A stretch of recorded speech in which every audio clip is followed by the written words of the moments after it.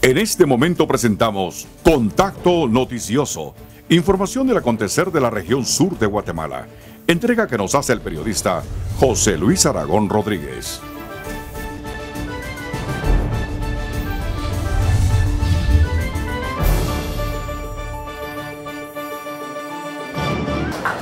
Buenos días a todas, a todos. Es un gran honor para mí poder estar acá compartiendo con ustedes. Antes agradecerles por regalarme su mañana, por tomar este tiempo y venir a compartir. Yo sé que muchos trabajamos los sábados y estando acá para mí ese es un gran honor y privilegio realmente poder compartir con ustedes. Muchísimas gracias. Hoy de verdad es muy especial para mí por muchas razones, pero también tengo acá una gran sorpresa que me dio el equipo migrante, que es ser presentado por una de las grandes personas que yo le tengo mucho respeto, el magistrado Luis Fernández Molinas. Les voy a contar algo de cómo lo conocí, porque le tengo muchísimo aprecio, muchísimo respeto y muchísima admiración. En el mundo de emprendedurismo, en el mundo donde uno hace cierto liderazgo, hay una palabra que creo que se agarra de inglés, que se llama mentor. Mentor es como que la persona que te aconseja, pero lo más importante es de que ese mentor no es alguien que llega y te dice, mira, yo quiero ser tu mentor. No es así. Esa persona es alguien individual que decide que esa persona sea como su guía o su mentor, y resulta que el magistrado fue una de esas personas. Les contaré la historia, pero cuando regresé a Guatemala, apostándole al talento juvenil, al talento guatemalteco que había, yo pude trabajar con personas muy inteligentes y muchos jóvenes. Entonces yo lo que hice es traer al talento, ver a los jóvenes con nombre y apellido. Nunca había personas que fueran números. Y una de las personas más que más me llegó justamente a reclutar al equipo, es un genio. Un año me llevó a reclutarlo, después se unió a mi equipo y me dijo una vez, mira, mi papá le gustaría conocerte, porque después pues él le dijo, mira, voy a juntarme con un equipo, voy a estar trabajando, y me dice, bueno, pues mi papá quisiera tomar un café contigo. Pues yo feliz, ¿verdad? Porque yo creo que donde uno esté dando su tiempo para generar el pan de cada día, es muy importante involucrar a la familia, porque cuando alguien va a nuestros emprendimientos, a nuestras empresas, ese tiempo se está quitando de la hija, del hijo, de mamá, de papá, de los abuelos, de la comunidad. Entonces es muy importante que ellos sean parte también de estos grupos, de estos emprendimientos, si se puede decir, del lugar donde uno labora. Entonces para mí conocer a papá de Luis hijo, yo estaba muy emocionado. En ese momento hicimos plan y el plan no se concretó. El magistrado me llama porque entonces no sabía tampoco que era magistrado. Yo era el papá de Luis. Y me llama, miren, no podemos tomar el café que habíamos acordado. Y yo le dije, está bien, lo programamos otro día, no hay problema. Y me dice, te voy a decir la razón por la cual. Bueno, me dice, es que hay un paro. Hay un paro, entonces están cerradas las carreteras o las calles principales. Mi reacción usualmente es de que muchas personas cuando hablan de un paro, la reacción es juzgar. Es decir, estos no están haciendo nada, no tienen nada que hacer, muchas cosas. Pero él me dijo algo muy interesante, me dice, hay que entender por qué esto sucede. hay que entender por qué las personas salen de su hogar, dejan al hijo o a la hija para salir a exigir algo. Entonces, para entender hay que ponernos en sus zapatos. Entonces yo le pregunté, bueno, ¿y usted qué hace? Y me dice, pues yo soy magistrado, juez. Entonces yo entendí el valor de las personas, que para él no era nada más juzgar, era entender. Y desde ese momento realmente yo lo fui conociendo y el aprecio, y lo nombro siempre cuando lo veo en lugares que él es como mi mentor. Entonces para mí es un gran honor poder compartir, y que el magistrado esté con nosotros compartiendo una persona muy humana, pero también hablando del libro. Mi familia y yo, nosotros somos de Huehuetenango, somos de Santa Eulalia, del municipio de Santa Eulalia. Yo nací en una aldea que se llama Nancoltaj, yo hablo Canóbar.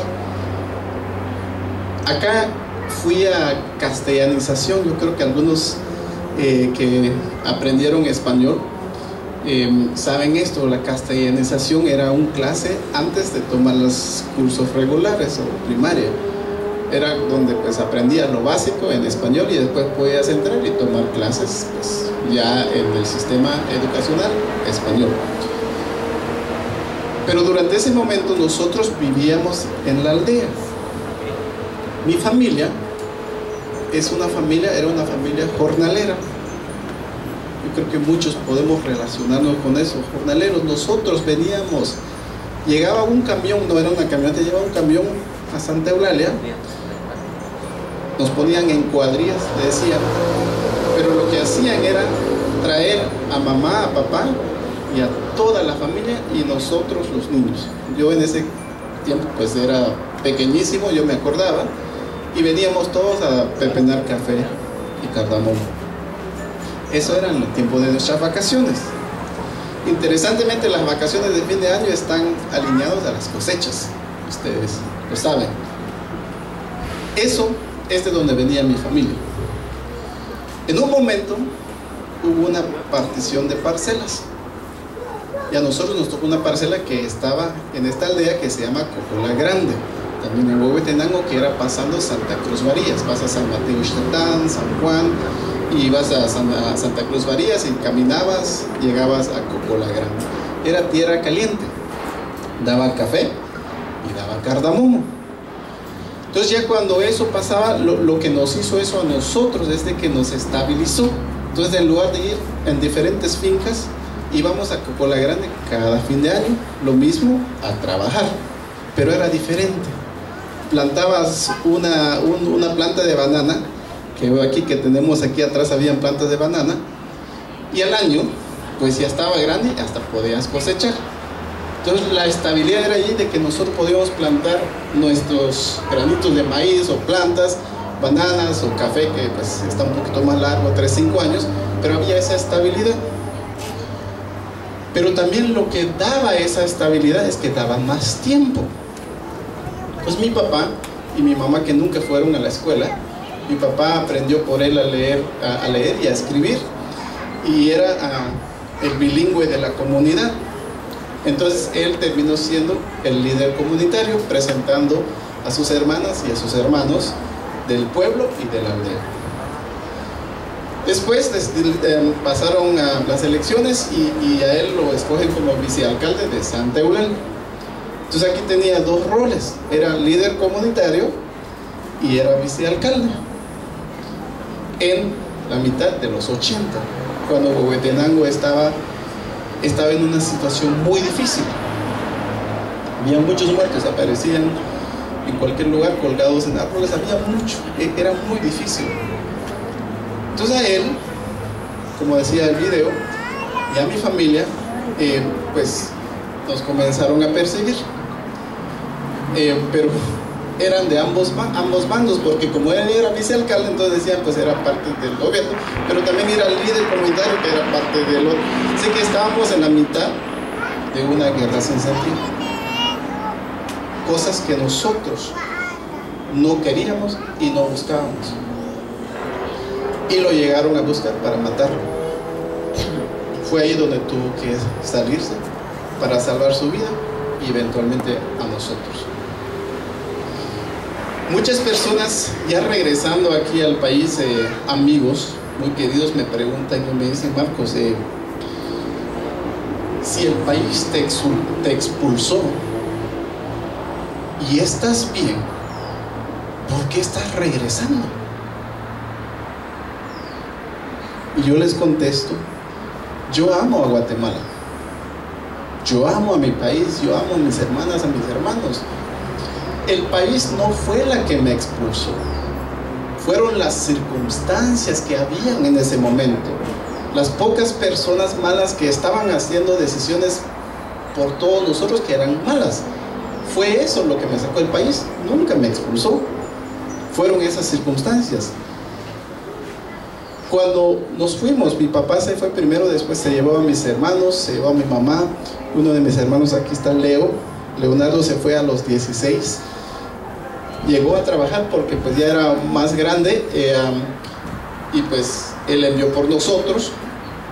Y de último, habíamos un grupo de 5, porque mi mamá después regresó porque quedaban los chiquitos, no aguantó estar sin los chiquitos. Y el último viaje era para 4 personas y habíamos 5 porque pues no alcanzaba. Ustedes que ya tienen familia y los niños que no tenemos familia, bueno, yo sí ya tengo familia, pero yo era niño entonces, escoger quién de tus 4 hijos se tiene que quedar atrás, yo no me imagino la tortura que ellos pasaron. Yo tengo una nena de 3 años, orgullosamente me siento un padre de familia, o sea que tengo esa bendición, ya lo siento, es la familia que siempre estaban llorando. Pero no me imagino lo que pasó mi mamá, lo que pasó mi papá para decidir quién de sus hijos se tenía que quedar atrás porque no alcanzaba. Habíamos 4, de los 4 pequeños el mayor era yo, ya tenía entonces 13 años. Entonces yo le dije a mi mamá, porque a mi papá no le puede decir, la comunicación en ese momento, muchos creo que se van a acordar, era por medio de cassette, porque pues habían teléfonos, pero nada más en las cabeceras era por cassette. Cuando llegaba el cassette, tú no sabes de cassette, ya te cuento. Cuando llega el cassette, es que te ves muy joven. Entonces, lo que hacían, que tenían una grabadora. Entonces, cuando se mandaba el cassette, ellos, para que se graba con un voice recorder. Entonces, digamos que era un cassette de 60 minutos. Y nosotros somos una familia de 10, entonces nos daba como 5 minutos a cada uno. Entonces, mi papá hablaba al cassette, a la radio, 5 para... ¿Cómo te llamas? Carla. Ok. 5 minutos para Carla. Te va a decir por qué se porta mal con su mamá. Tu mamá me dijo que se porta mal, pero felicidades por sacar buenos grados. Te lo decía 5 minutos para ti. Entonces, toda la familia nos sentamos en la mesa escuchando a papá. Pero un cassette llevaba 2, 3 semanas, un mes para poder escucharlo. Entonces llegó el cassette de mi papá y nos dijo que teníamos que irnos y que mamá tenía que decir cuál de los 4 se quedaba. Yo levanto la mano y le digo a mi mamá: yo me quedo porque quiero terminar 6º grado. Muchos de nosotros acá sabemos de que llegar a 6º grado es como el equivalente de graduarse de la universidad, porque es lo más que podemos añorar. No podemos ir al instituto porque para ir al instituto tenés que caminar 3, 4, 5 horas o mudarte, pero para mudarte tienes que rentar algún lugar y tu ingreso es de 200, 300, 400 quetzales en las aldeas mensual. Pues no se puede. Entonces yo dije: voy a quedarme para el 6º grado. Para mí eso era la universidad. Mi mamá me dejó y me quedé. Se fueron. Ese año, sin mamá, sin papá, triste, sí, me volví rebelde. Mi último año en Guatemala yo estudié en una escuela parroquial nosotros somos evangélicos, pero la única escuela privada era la parroquial. Entonces yo fui a la parroquial. Entonces las monjas siempre me decían: Marquitos, ¿cuándo te cortas el pelo? Porque además me dejé crecer el pelo. Y yo le digo: pues no me lo voy a cortar. Me dice: le vamos a decir a tu mamá y a tu papá. Dice: vayan, díganle, porque pues aquí yo me porté muy mal. Pero en ese momento también aprendí muchas lecciones que después florecieron y me han hecho la persona que estoy logrando ser. Y una de esas lecciones era de que me mandaron para el mes, no sé, eran como $10 por ahí, y llegó eso, me lo dieron a mí. Tenía 13 años, yo nunca había manejado dinero más que los 5 centavos que me daban a cada domingo a veces, o me daban un len. Y el len en ese momento te podías comprar 5 bananas, manzanillas, las pequeñas, por un len. Sé que eso era mucho dinero. A veces nos daban 5 o 10 centavos, mucha cosa. Me llega. Entonces lo que yo hice a los 13 años, yo invité a todos mis amigos. Nos fuimos a comprar recitos, dulces, chicles, pelotas. Yo me lo gasté en el día. Y era el superstar de todos mis amigos, porque pues, wow, mira, el amigo gastando en todo. Al día siguiente no tenía comida. Pasaron la semana, tampoco tenía comida. Y mis amigos obviamente ni me dieron un recito, nada. Y me di cuenta de que ese dinero lo tenía que manejar. Fue la primera vez que entendí el sentido de poder manejarlo para que se durara por 30 días, que eso era lo que hacía. Aprendí esas lecciones, pero yo estaba muy triste. Y otra de las lecciones que yo aprendí en ese momento, que también lo cuento en el libro, les cuento que el libro tiene 31 capítulos. Todo lo que les estoy comentando ahorita está en el libro. Y la única ilusión de este libro es de que las personas que lo lean puedan darse cuenta que en esta vida nada, realmente nada es imposible, que se puede lograr, que con fe, mucha fe, con familia y sobre todo con amor, las cosas se pueden lograr. Eso es lo que cuenta este libro. Usa como la línea del libro mi familia, pero lo que les estoy contando ahorita, muchos de ustedes se pueden identificar con eso. Yo estaba hablando de las cuadrillas y vi algunas caras ahí, cabezas moviéndose de las cuadrillas, ¿se acuerdan? Eso es la historia de usted, de su familia, de muchos más. Es la historia de los guatemaltecos que cada día nos levantamos para ver cómo vamos a llevar el pan de cada día a la mesa familiar. Entonces, migrante no es mi historia, la línea es quizás la de mi familia, pero es la historia de todos nosotros. Por eso que siempre digo que esto es nuestra historia, que termina siendo mi testimonio. Entonces, eso era lo que cuento en este libro. Otra de las cosas que aprendí era de que las monjas de mi escuela, los maestros, las maestras, me guiaron, y muchas de ellas nunca se dieron por vencido, porque yo era muy mal portado. Ese último año pues estaba solo, triste, perdido. Estaba con unos familiares lejanos que me adoptaron por ese año, pero no era igual.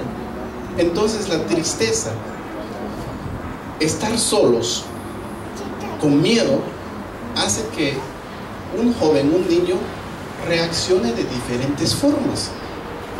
Fácil para que una formadora, una maestra pudiera decir: no, tú ya estás perdido, no vales la pena. Mis maestras y mis maestros nunca hicieron eso. Como lo que hizo el magistrado, hay que entender qué es lo que está pasando en la vida de este niño. Y ellos sabían que yo estaba solo. Tuvieron una paciencia y me guiaron. Gradué de 6º grado, no con los mejores grados, pero me gradué. Y después fuimos a una excursión de 6º grado, un viaje, y fue en Escuintla, donde había otra sede de la iglesia donde yo estaba estudiando. Al ir allí, En el camino tomamos un pequeño microbús y después nos decía la monja, Sor María Elena, Sor Cristina, ella me decía, miren jóvenes, ahorita ya se graduaron de 6º grado, deben de pensar en ir a la universidad. Pues yo no había escuchado de universidad y me dicen, y la mejor universidad de Guatemala es la San Carlos. Entonces comencé a escuchar de la San Carlos. No había otro, porque pues estamos hablando del 89, 1989, tú no habías nacido entonces. Del 89, sorry Caleb, como estás aquí bien cerca, era del 89. Entonces no había muchas universidades en las áreas rurales. La San Carlos se conocía mucho, era estatal, entonces era más accesible. Entonces me decían, te ves para la San Carlos. Entonces yo quería eventualmente ir, pero después, en un octubre de 1990, me llega un cassette dirigida a mí al 100%. Y este cassette decía, mijo, prepárate, te vas a venir. Van a llegar 2 personas a la casa, una de ellas va a ser tu papá y la otra va a ser tu mamá. Eso es, y te vas con ellos. Seguirles todas las instrucciones, no te pierdas. Ellos van a ser tus papás para que vengas con nosotros. Yo no quería ir, tenía mucho miedo, pero también les confieso que el sentimiento en ese momento era un sentimiento muy difícil, era confuso, porque yo sí quería ver a mi mamá, yo quería ver a mi papá, quería ver a mi familia, a mis hermanos, yo los quería abrazar, quería pelearme con Leonardo, que siempre nos peleábamos, pero después somos buenos amigos, somos hermanos. Quería eso, extrañaba, yo quería todo eso, pero a la misma vez no quería dejar a mi escuela, no quería dejar a mis amigos, porque tenía muy buenos amigos. No quería hacer eso, dejar al pueblo, quería ir a la San Carlos, que entonces ya esa semilla ya se me estaba en la mente y se estaba comenzando a terminar. Llegó el día y eran como las 4 de la mañana. Llegaron, pasó la camioneta. Nos subimos a la camioneta y estaba muy fría. Y en las camionetas tocan mucha música ranchera. Y muchas también eran cristianas en las camionetas de ese tiempo. Poco a poco mi pueblo Santa Eulalia se iba desapareciendo. Yo estaba llorando porque decía, ¿será que voy a regresar? ¿Cómo voy a ver a Ramón, mi amigo, que jugaba, nos amaba? Pero al mismo tiempo estaba tan feliz porque finalmente voy a ver a mamá y a papá y a mis hermanas y a mis hermanos. Es difícil salirse forzadamente, no es porque quieras hacerlo. Nadie en su vida quiere exponer a su familia a tanto sacrificio. Escuchamos de muchos niños ahorita que se van sin papá y mamá. Y algunas personas dicen, qué padres más irresponsables que dejan que sus hijos se vayan. No es irresponsabilidad. Cuando es el último rayito de sol que hay, esa esperanza, porque los humanos somos sobrevivientes. Vemos, cuando no hay nada y ves un rayito de sol, vamos detrás de eso, esa esperanza. Vamos con fe, vamos con tanto en nuestra mente. Y eso es lo que a nosotros nos pasó. En el camino me dieron muchas manos, me agarraron 2 veces, regresé y después seguimos. En ese camino, si no crees en Dios, terminas creyendo en Dios. Pero hay algo aún más importante, es de que en ese camino también haces muchas promesas, muchísimas promesas, porque siempre dices, Dios, si me dejas llegar allá, voy a hacer esto. Juro que me voy a portar bien, juro que me voy a cortar el pelo, un montón de cosas. Yo hice muchas de eso a los 13, 14 años porque no entendía además por qué esto pasaba. A los 14 años ya somos adultos, pequeños adultos, pero todavía es difícil entender por qué las circunstancias. Hice una lista. Y en mi caso, esa lista, todos los días, todas las mañanas que me levanto, los éxitos que quizás vaya teniendo, voy haciendo, chequeando esa lista. Ya hice esto, ya hice esto, ya hice esto. Y una de las listas, uno de los puntos que estaba en mi lista era: esto es difícil. Llegué a Tijuana, estábamos escondidos en todos los lugares y veía en un hoyito de la pared a mamás, a familias caminando con sus hijos de la mano como si nada. Y yo escondido, yo decía, ¿por qué me tengo que esconder yo? Porque ellos sí pueden caminar con sus hijas y sus hijos en el parque y yo abajo de una cama escondido sin poder ni siquiera respirar, con miedo. ¿Por qué? Prometí de que si en algún momento, cuando yo pudiese regresar al país que me dio tanto, si pudiese venir a contribuir, a crear mi granito de maíz, a plantar mi granito de maíz para que jóvenes, familias, no tengan que pasar por la penuria que estoy pasando para lograr sus sueños, lo voy a hacer. Es una de las tantas promesas que he hecho.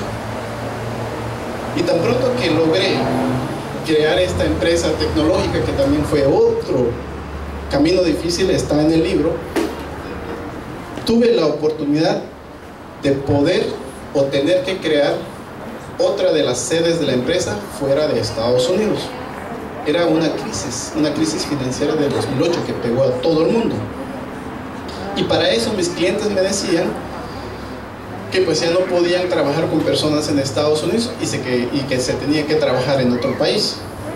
La India era la ideal porque allí invirtieron mucho en educación y en tecnología desde los 50, 60, 70 y para los 2000 ya estaban floreciendo.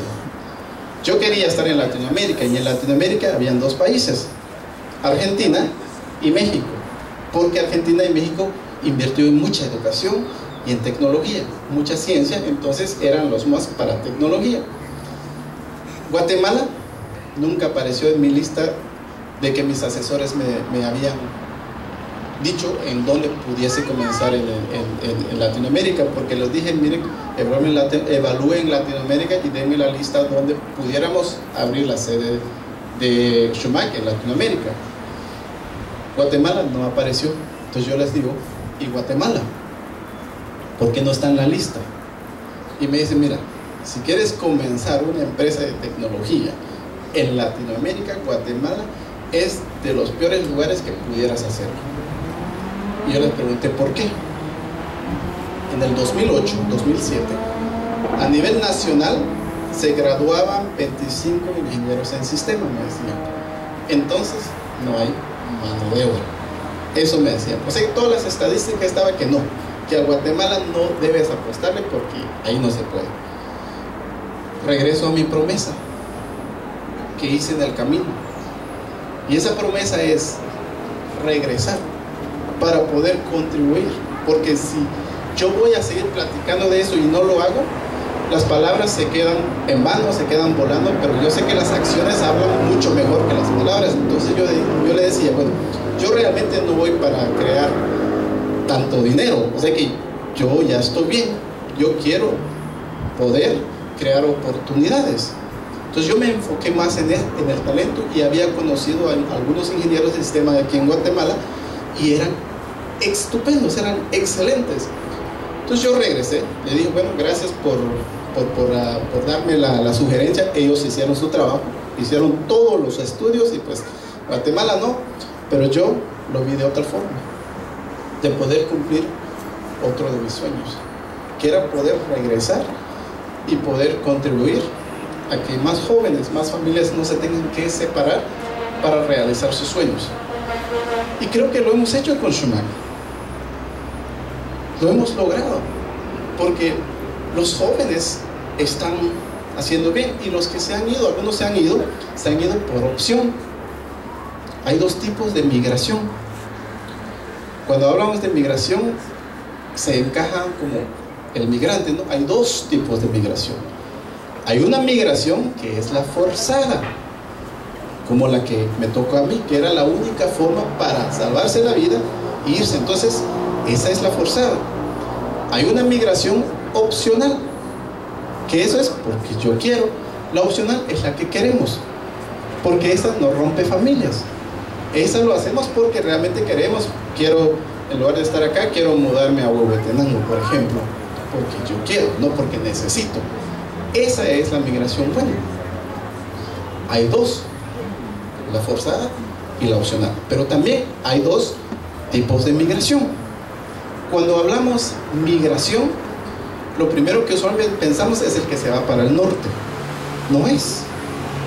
Es de las personas que vienen de las aldeas a las cabeceras municipales, o de los municipios a los departamentos, o de los departamentos a la capital, o de muchos de nosotros que vivimos acá y vamos a trabajar a la capital. Hay migración interna, y en esa también ahí está la migración opcional interna y la migración forzada interna. Y la migración forzada interna es aún más difícil que la migración forzada externa, porque no tienen voz. ¿Cuántos ni siquiera pueden ir a visitar a su familia cada fin de semana porque no alcanza para lo que ganan, no alcanza para la camioneta? Hay muchos tipos de migraciones. El libro cuenta eso, cuentan esas historias, pero aparte de eso, la lección que voy aprendiendo de todo esto es de que lo que a mí me ayudó es siempre teniendo una visión, haciendo metas. Yo decidí de que al llegar a este nuevo sistema tenía que aprender un idioma nuevo, porque sin eso no podía hacer nada. Lo aprendí, fue la meta, lo aprendí en un año.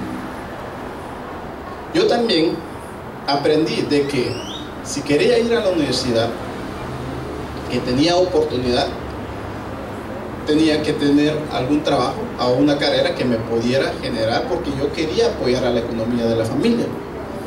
Cada mes en mi casa, mis padres se quieren mucho. En mi familia hubo falta de muchas cosas, pero nunca amor. Había mucho amor.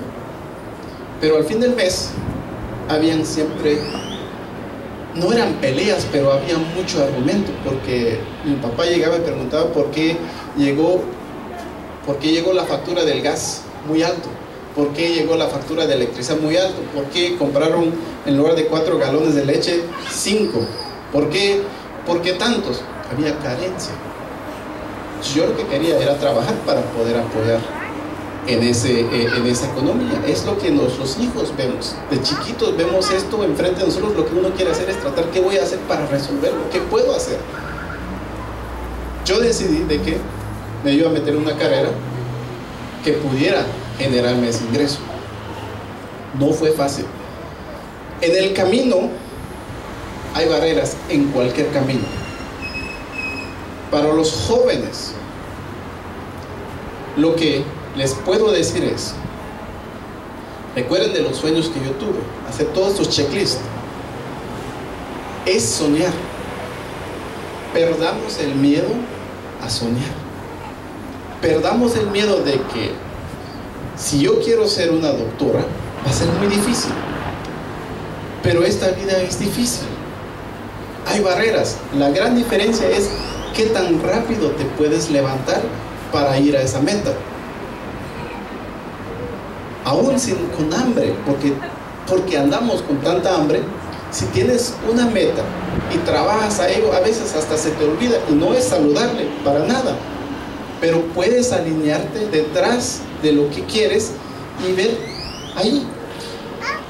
Tienes tus emprendimientos. Ahorita tenemos emprendedoras acá. Tienes un emprendimiento. Es difícil, no hay capital. Pero algo que les puedo contar es de que los emprendimientos que comenzaron pequeños y que ahorita son las más grandes del mundo, comenzaron sin capital, pero comenzaron con muchos sueños, con muchas ilusiones. Comenzaron con grandes sueños que los que lo crearon decían querían cambiar el mundo y les decían: ustedes están locos, no pueden hacer eso. Y han cambiado el mundo. Entonces, es muy importante tener ese emprendimiento y creer en ello y trabajarlo, porque si vas a tener un emprendimiento y me llegas a mí y me dices: tengo esto, aunque quizás no entienda tu emprendimiento, pero si veo tu pasión, yo te voy a apoyar. Es pasión, es eso. En el camino hay muchísimas dificultades. Yo lo veo, lo he sufrido, y quizás es por eso que cuando regreso puedo relacionarme con eso. Y quizás por eso que decidí regresar, porque vale la pena apostarle. Vale la pena apostarle al niño de la aldea que no tiene escuela, que no puede ir a la clase, y que me dicen: no podemos comenzar una escuela ahí porque son como 3 niños. Hay 3 niños. Vale la pena. Abrimos una escuela en una aldea muy lejana, en San Mateo Ixtatán, y también en Cocolá Grande, y entraron como 2 o 3 estudiantes. Bueno, iban a inscribirse 2 o 3 estudiantes ya cuando estaba abierto, y ahorita ya han pasado 200 estudiantes, ya se han graduado algunos. Abrimos también un diversificado. La única escuela pública que está en Santa Eulalia, el municipio, es la que nosotros abrimos, que era pues de desarrollo comunitario, porque podemos dar una carrera, y la meta era de que con eso, si el niño o la niña, los jóvenes quisieran ir a la universidad, pueden ya ir, pero si van a emprender sus propios negocios, también lo pueden hacer. Entonces era la meta de hacerlo. Vale la pena apostar eso, se vale apostar. Estamos haciendo eso, pero trabajarlo individualmente es difícil. Mi mamá, lo que hacía cuando venía, traía ropa y se le llevaba a la comunidad. Después traía uniformes, se lo llevaba a la universidad. Cuando comencé a trabajar, traíamos cuadernos y muchas cosas, poco a poco. Después Shumac regresó, y Shumac tenía un poder de adquisición un poquito más alto, entonces pudimos hacer más cosas hasta abrir la escuela, pagar por maestros. Pero de ahí quedamos. Queremos hacer más, lo estamos haciendo, pero individuales no podemos hacer mucho. Ahorita, ¿qué es lo que podemos hacer? Esta pregunta me lo he hecho varias veces. Cuando hice el libro también me lo preguntaba: ¿qué es? Porque lo último con lo que le dejo es: sí existe ese sueño americano, lo estábamos hablando, Estados Unidos, etc. Soy resultado de ello, pero es un sueño que está lejos de nosotros. Es un sueño que requiere rompimiento familiar, que requiere muchos sacrificios y en camino muerte. Es difícil. Entonces yo me pregunto: ¿y entonces por qué nosotros no podemos crear nuestro sueño guatemalteco aquí en Guatemala? ¿Por qué no podemos aquí trabajar? Porque somos trabajadores, y realizar nuestros sueños acá. Me voy haciendo estas preguntas, me los he hecho, y ahorita lo he hecho en todos los lugares que he presentado el libro, que ya van como 12 departamentos, y pregunto por qué. Y me ha llegado la respuesta. La respuesta es muy simple. Es de que hay mucha división. Cada uno de nosotros trabajamos para nuestra familia con razón, porque tenemos que llevar el pan de cada día en la mesa familiar para nuestra familia. Estamos muy ocupados en nuestra familia, es nuestra responsabilidad.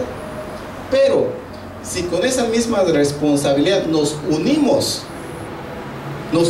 todos detrás de alguna meta, grandes cosas pueden pasar. Nos hemos dejado conquistar, yo lo pongo de esta manera, por la división.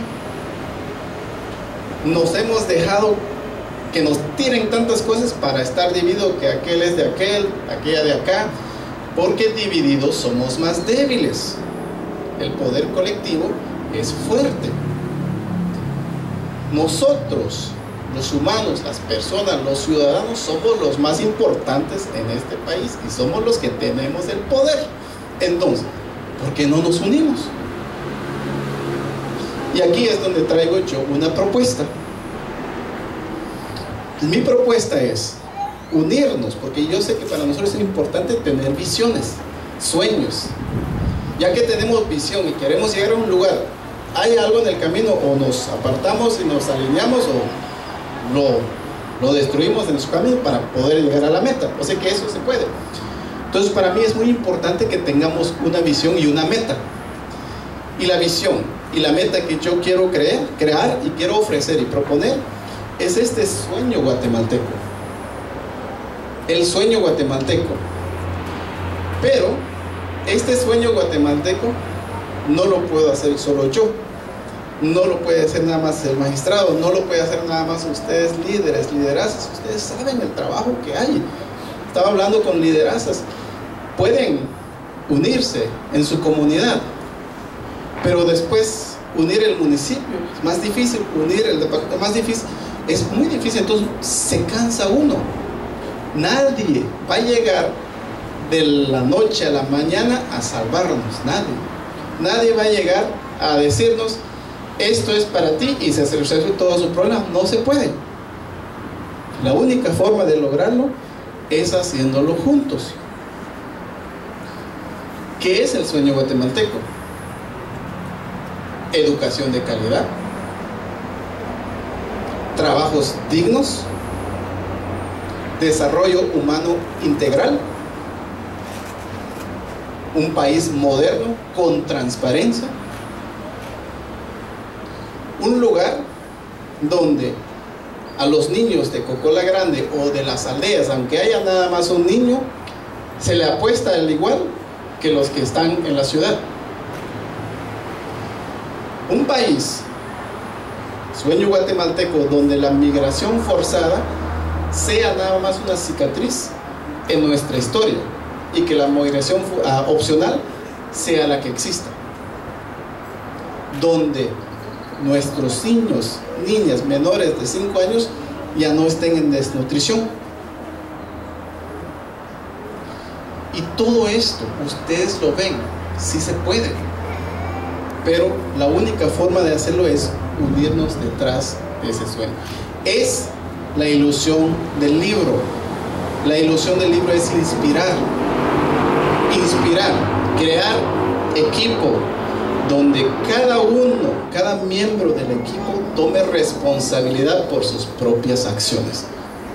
Y de que somos responsables, ya lo somos, porque trabajamos por nuestra familia todos los días, por nuestras hijas, por nuestros hijos, por nuestros padres, nuestras abuelas, eso es lo que hacemos. Sí se puede. Esto es lo que yo vengo a proponer, pero es algo que no lo puedo hacer solo, no lo puede hacer nadie solo.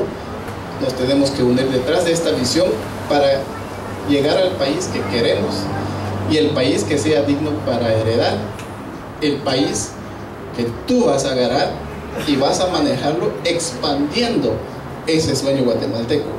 También es responsabilidad tuya, no de mamá, no de papá, es también tuya, es de todos. Yo hoy les agradezco. Les voy a dejar con el último punto que es un sueño de mi mamá.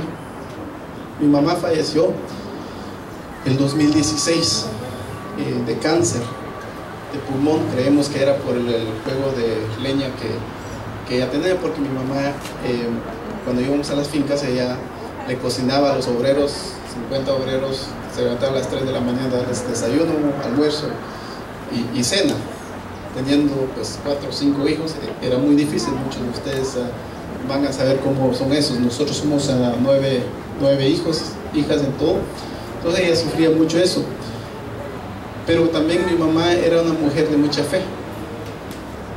A los 50 años aprendió a leer y a escribir, porque nosotros los niños ya habíamos crecido y ya no le queríamos leer la Biblia. Entonces ella quería seguir en su fe y aprendió a leer y a escribir a los 50 para leer su Biblia. nos dejó muchísimos legados, pero me decía a mí que tenía un sueño, me lo decía cuando tenía 8 años, 9 años, y yo le tenía miedo a los sueños de mi mamá porque solamente se convertían en real. Entonces yo le dije un momento: mami, por favor, ya no me cuentes tus sueños porque siento que ya no soy yo, que es como que todo va a estar así. Y no, mi mamá no le gustó eso y se ofendió con mucha razón. Pero un sueño que sí me decía, mi hermano Marco me decía: yo tengo este sueño siempre, que yo veo venir un helicóptero, decía. Estamos en los 80, 85, los que pasamos en ese tiempo, cuando escuchamos un helicóptero ya sabemos qué hacer, nos escondemos, no eran buenas noticias. Y decía, después abrí los ojos y vi que ese helicóptero era un helicóptero transparente, que era como amigable. Entonces nos acercamos, decía mi mamá en sus sueños. Esto era en los trigales de Santa Eulalia. Y decía, cerré mis ojos, y cuando abrí mis ojos vi que el helicóptero se estaba alejando. Pero en el helicóptero estabas tú, me decía. Y sabía que eras tú, me decía, porque tú estabas con tu capishay. Esto en el libro se llama capishay. Esto es la indumentaria del hombre Hanjobal. Entonces decía, tú estabas en el helicóptero, te estabas alejando y estabas en tu capishay. Era como yo sabía que eras tú. Y me dice, lo que ese sueño significa es muy simple: que en algún momento vas a ser guía para tus hermanos, que en algún momento vas a ser guía para tu comunidad y para mucha gente. Yo me fui a jugar, no le hice caso, pero hoy siento ese sueño cumplido, porque estoy con ustedes platicando, porque usted se levantó y se vino a darme este tiempo que es tan valioso para ti. Eso para mí es el sueño de mi mamá hecho realidad, de que pueda compartir con ustedes esta mañana, de que voy a poder escucharlos y compartir de que en esta vida de verdad nada, absolutamente nada es imposible si nos fijamos la meta y nos unimos. Muchas gracias por este tiempo. Dios, y que Dios nos siga bendiciendo. Muchas gracias.